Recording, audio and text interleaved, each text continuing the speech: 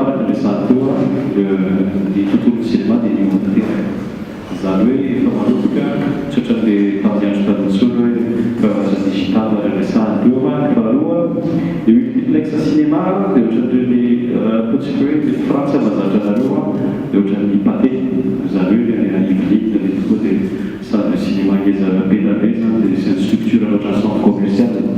fa ny zavatra hoe dia ampian'ilay zareo miaramiasa amin'ny Hollywood miaramiasa ny UK miaramiasa amin'ny France miaramiasa Madagascar i Bollywood tsy film Bollywood fotsiny mandeha fa le film prime zany le ohatra hoe mivoaka avy amin'ny États-Unis dia tonga dia mivoaka avy amin'ny Inde satria io accord international io amina structure na resaka cinéma zany hoe zay ny zavatra tianasany faharoa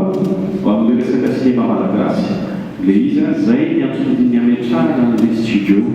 sy le resaka institut eto satria hijery ny fomba facilitation izy afana miintégrer an'le film malagasy ho lasa norme je ne dis pas hoe tsy norme koa dia tsika loany fa hoe anatsarana izy ho lasa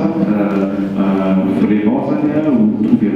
refa le film raisana teo satria ny misy lalàna mampifera reny multiplex reny io izay sy ny institut apikely fa tsy nazavaina izy teo le resaka institut tsy hoe bâtiment fotsiny atsara nous on ne demande pas un dollar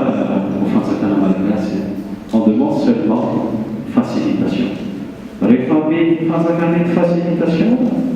dia atsangany zay dia structure fa tsisy hoe miany subvention rehefa rahakotsika zany sy subvention dia ho ilantsika satria c'est un secteur